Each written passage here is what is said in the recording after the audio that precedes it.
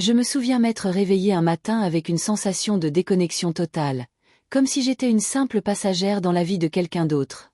Mon esprit et mon corps m'étaient étrangers, tout était gris et terne, les couleurs délavées, les sons lointains, même le contact de mes vêtements sur ma peau était à peine perceptible. Au début, j'ai pensé à la dépression, ou peut-être à un mauvais rêve, mais rien ne collait. J'avais déjà guéri d'une dépression, je ne prenais pas de médicaments, et j'avais passé des années avec des psychiatres et des thérapeutes incapables d'expliquer pourquoi ma réalité me frôlait ainsi. Les meubles me paraissaient déplacés, les contours flous et indistincts, et quand on me parlait, mon corps semblait agir de lui-même, les mots et les gestes automatiques, comme partagés avec un autre invisible. Cela m'a effrayée, je me suis demandé si j'étais morte, si je rêvais, ou si je vivais entièrement dans ma tête. Pendant un temps, j'ai cru que la seule issue était d'en finir, même si je voulais vivre, vraiment vivre, dans une réalité tangible.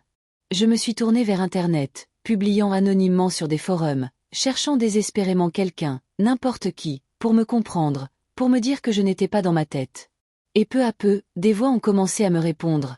Ne te suicide pas, tu ne rêves pas, ça pourrait être d'ordre psychologique, peut-être une dissociation, une dépersonnalisation, une déréalisation, mais tu n'es pas seul. Au fil des mois, j'ai réalisé que mes symptômes m'accompagnaient depuis ma plus tendre enfance, que mon sommeil avait toujours été fragmenté, qu'un brouillard obscurcissait ma mémoire là où les sentiments, autrefois si vifs, étaient désormais comme éteints. Ce soutien, ces encouragements à chercher de l'aide, m'ont donné le courage de trouver un médecin qui prenait la dissociation au sérieux, qui m'a aidé à traverser ce brouillard, qui m'a enfin offert des soins prenant en compte mon psychisme au lieu de le nier. Les années ont passé et, grâce à la thérapie, à la réflexion et à une introspection constante, j'ai fini par me comprendre. Je souffre de troubles de la personnalité limite, d'anxiété, de dépression, de dissociation et de dépersonnalisation, un ensemble de symptômes qui, à 16 ans, me donnaient l'impression d'être prisonnière d'une réalité qui n'était pas la mienne. J'ai subi des relations abusives, la malnutrition, l'abus d'alcool, des crises de panique, le tout aggravé par le fait d'avoir été livrée à moi-même trop tôt. La guérison n'a pas été instantanée. Elle est un processus continu. Je ressens encore ce flou, ces moments où la réalité me fait défaut, mais j'ai appris des exercices d'ancrage, un traitement médicamenteux, à poser des limites et à développer ma conscience de moi-même. J'aime ma vie, ma famille, mon chien, la musique, les livres et les petits bonheurs qui me relient au monde. Je n'ai plus peur de mon corps, de mes pensées ni du contact avec la réalité, et je survis avec un optimisme prudent, toujours attentive aux éléments déclencheurs, mais reconnaissante d'être là. Il y a ensuite la deuxième histoire, celle d'une jeune femme dont le nouveau petit ami est allé trop vite, lui a déclaré sa flamme au bout d'une semaine et a commencé à faire des blagues, cruelles et menaçantes sur le fait de la droguer et de lui faire du mal, ignorant son traumatisme, testant ses limites et mettant ses peurs à l'épreuve.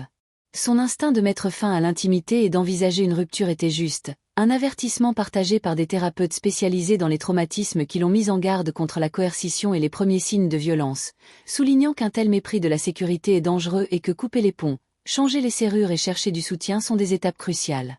Son expérience a mis en lumière l'importance de faire confiance à son intuition, de reconnaître les signaux d'alarme et d'agir immédiatement pour se protéger, démontrant combien la vigilance, le respect de soi et les réseaux de soutien sont essentiels à la survie et au bien-être.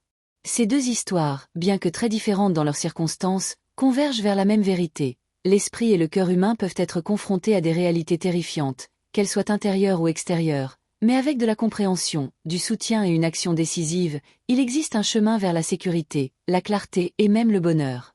Ce sont des histoires de peur, de confusion et de vulnérabilité, mais aussi de résilience, de courage et des victoires discrètes que représente la reconquête de son esprit, de son corps et de sa vie.